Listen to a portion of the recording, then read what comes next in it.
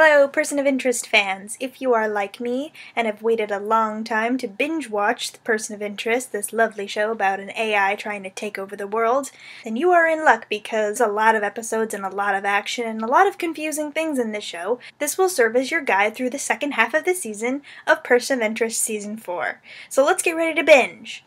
Okay, so I'm going to start with episode 14. It's called Guilty. This is where I left off personally. And this episode has Finch on jury. He has jury duty thanks to Professor Whistler's actual number. And so he tries to get out of it by telling the truth, saying that he believes that the government has a conspiracy, that an AI is trying to spy on America and it's going to take over the world. And at first the judge is like, yeah, you're weird, get out of here. But somebody really wants Finch on this jury, and so they make a guy's cell phone go off, and so he is the last juror. And turns out that their new number is sitting right next to him on the jury.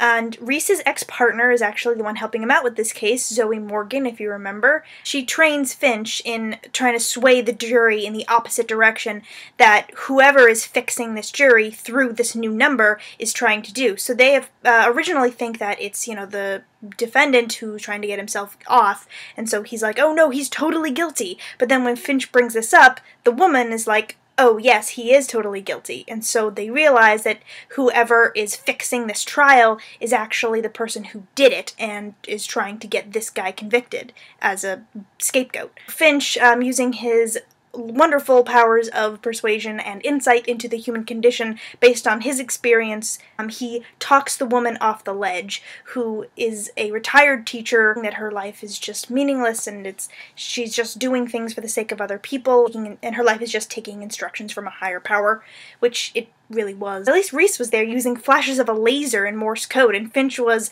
turning the lights on and off from Morse code. That was pretty cool how they were communicating with each other. Finch and Reese, their relationship is really strong in this last season.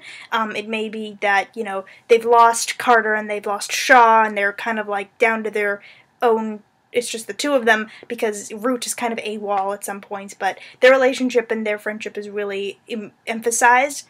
This episode is not that important in terms of the overall plot of the season, but great character development for Finch and Reese, and, great messages and life lessons.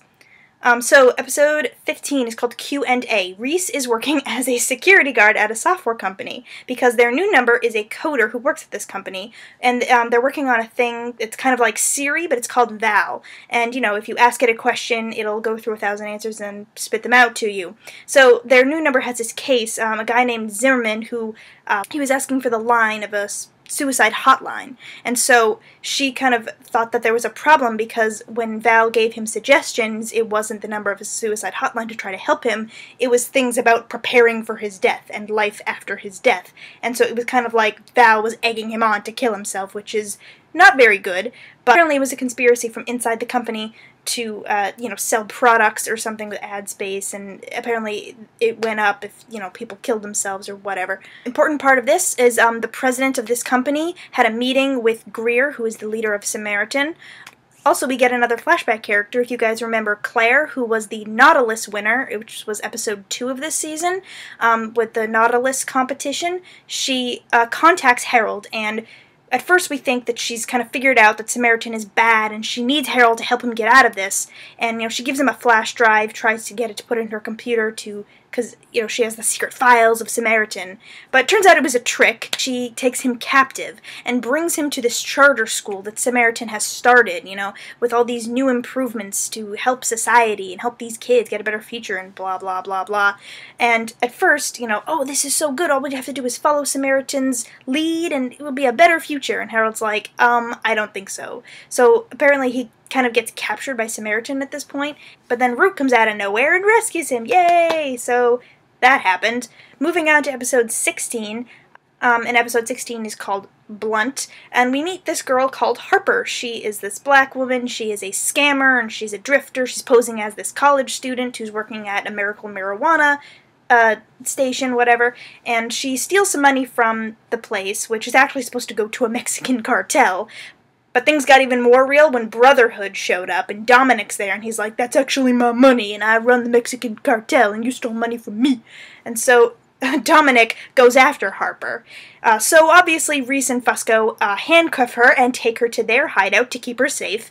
And they capture Trey, who was the boyfriend who was involved in the medical marijuana company, and he gets captured by Brotherhood because they're trying to get to Harper.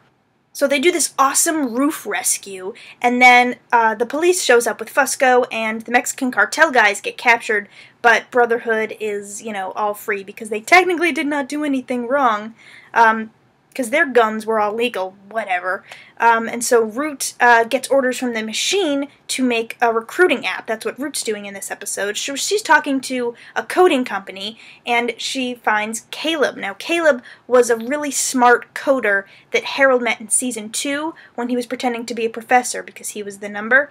And turns out he got this great job at this coding company, and he's this big star now, and he got his inspiration from Finch, who was pretending to be Professor Swift, and so there's a little connection there. So Root apparently got a message that she needs to start recruiting or doing something with this app and this coding company, but we'll find out where that's going to lead later on in the season. 17 is called Karma, and there is this therapist that Finch goes to, and the therapist is talking to victims of accidents, and this guy apparently really into revenge, because he usually takes revenge on the people who have wronged his patients, and this wheelchair girl's ex got set up robbing a bank. He set up, it was really, really smart. He called him and he's like, oh, this is a guy at a bank, and there's a problem with your estate or something, and he goes in and he's like, oh yeah, my associate is here and he's going to help rob the bank, so if he comes in a frenzy, be warned that he's going to rob you. And so then he sets off this explosive, and boom, oh my god, he's going to rob a bank, mass hysteria. He gets arrested, and psh, perfect crime.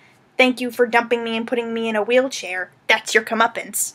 This guy's motivation is because he suspects that this delivery guy had a hand in his wife's murder, who was like the love of his life, and we get a lot of flashbacks in this episode to Finch and how he wanted revenge from the people who blew up the ferry, that, remember, his best friend and his associate in creating the machine, Nathan Ingram, his death was orchestrated as, a business deal to try to get the machine under government control, and so Finch wanted revenge on those people who put this in motion, and the machine was trying to stop him. Because of what Harold had basically taught the machine is that, life is sacred and you can't just take revenge on things. Things happen in a orderly pattern, in a formula or whatever, and so the machine was trying to keep him from doing it, and eventually he couldn't take his revenge, and so that's what Finch conveys to this therapist.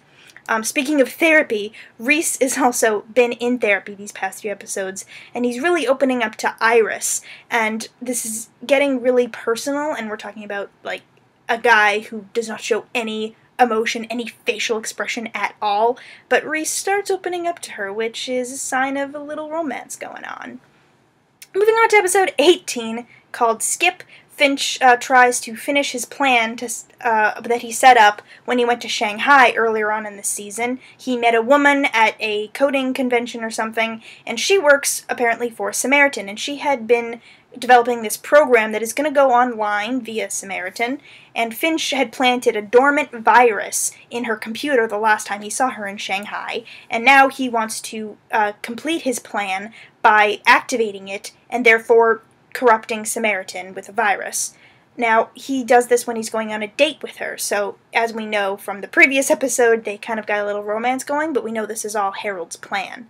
And Root shows up, and turns out that Root is the threat to her that makes her the new number. And Root is a threat because she knows that if the virus gets activated, Samaritan will hunt down Harold, and Harold will be in danger. And so Root does not want another one of her friends to be in trouble, and so she is determined to kill this woman. And so she has this poison, and Harold drinks it because he does not want this plan to go awry. He has been working on this for so long, and he is desperate to get the upper hand on Samaritan. To the hospital, and, he's gonna be fine. It was really scary, though, for a minute when he drank the poison, and she was like, oh my god, you have only, hours to live, ah! Also in this episode, Reese meets this girl named Frankie, who is going after this guy named Ray, who apparently killed her brother in Florida, and this guy's actually working for Brotherhood. So yeah, Brotherhood's back in the mix. Harper comes back also to tries to make a deal because they got information, and she's kind of freelancing at this point, but then Reese realizes that she has been getting texts from the machine. Now, what she specifically says is she's been getting texts from Thornhill, and Reese makes the connection that it was some AI that was trying to help them, neutralize this deal so that everybody went home alive, basically to save the numbers, which is the machine's MO. And so Reese makes the connection that Thornhill is actually code for the machine, and Harper is kind of now kind of a freelancer for Team Machine. Next episode is called Search and Destroy. The CEO of a software company gets hacked and all of his personal files get revealed to the public. This guy's name is Khan. He gets fired, obviously, and this turns out to be a Samaritan plot. Ha ha ha. Surprise, surprise. This is a Samaritan trying to get the upper hand on a programmer. And, he built this company up and he's really appalled, but, all of his personal emails and files, and his wife got issues, and she's, threatening to divorce him because her personal things are released to the public, and it's a mess. So he figures out that it's an AI, and so once Team Machine gets a hold of him, they go underground to a bunker where they track Samaritan's location, and it turns out that they have Khan's project in their system, and they're going to use his program to try to track the machine down, to try to find the machine's location. That has been Greer's objective for a while, is to try to find the machine and take it down, and now they have the means to do it. Episode 20 is called Terra Incognita. John gets the number of a murder suspect, Druggy. Apparently his family got murdered, and he was a suspect, and so he flees to France, obviously. This was a case that Carter worked when she was still on the force and when she was still alive, and so Reese gets all of her old files. So there's a lot of nostalgia in this episode. We get the actress back, so we got some flashbacks apparently to Reese and Carter on a stakeout. What actually happens is this entire flashback is actually just all in Reese's imagination. It's actually that he tracked down the real killer, which is, a bastard son who tries to get revenge on his dad, and the last part of the piece was killing the son who got away. And so Reese gets this guy, but it's freezing in a log cabin, and, the engine's kind of shot, and it freezes, and so he's kind of stuck, suffering from hypothermia in this car in the middle of nowhere, and he's having visions of Carter, and he kind of regrets opening up about Jessica. And as we remember, Jessica was the first woman that he was with before he went into service, and he broke up with her apparently because he wanted to let her go, and he didn't want her to wait for him. But what we actually find out via these flashbacks and these emotional scenes when he's actually opening up to Carter is that the reason that he broke up with her is because he thought he would be stronger, because all these people on the field were dying and they were, longing for the people back home. They had something to live for. And so Reese thought that if, he detached himself, he would be more objective, he would be more focused on the battlefield. It's really a kind of sad thought, but the fact that he never really opened up to Carter about this, and he wishes he did, it's kind of very surreal when we see this flashback. And Fusco and Finch had been dealing with a gang war between Elias and Brotherhood, which the machine was surprisingly not detecting, and so they were doing some research on that. And they realized that their friend Reese was MIA, and so he went to go find him via the files from Carter's desk. And everything is okay because he saved Finch. He did not die of hypothermia. So the next episode is episode 21, called Asylum. Elias is using old mail chutes, which comes from an underground bank. It's probably deserted, and it's all underneath the city. And so they use the underground mail chutes to get guns and things into buildings, and then they use it to kill Brotherhood, or the members of Brotherhood. And this was obviously revenge for making Elias sacrifice his right-hand man, Anthony, in a previous episode.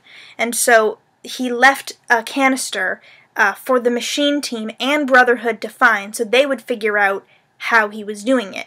And so he wanted to get captured. He wanted Brotherhood to find him and capture him so that he could work out his revenge, but Reese and Finch also figure this out, and so they get mixed up in this. So Dominic and his right-hand man, Link, torture all of the guys for information because they found out about this tech guy, Harold, who has been an ally for Elias, and they want kind of the same deal. They want a techie guy on the inside who is apparently getting all this information, and Brotherhood wants that. So they torture Team Machine and Elias and his men for information about Harold. However, Harold cannot respond to their calls because Harold and Root are on a mission to find Samaritan's headquarters at an asylum. The reason they get this is because they get a phone call from Shaw. This is obviously a trap because, oh my god, Shaw is alive? What? I thought she was dead. I wrote this off as a futile mission, but apparently she's alive. Samaritan has her. So they find their headquarters at this asylum, hence the title of the episode. And so they try to break into this asylum using the same kind of tactic, the crazy tactic. I believe in AIs or spying on Americans. They're taking over the world. It's similar to Supernatural, how they do that when they wanted to get in season 4 or 5, when they tried to get into an asylum to find a ghost.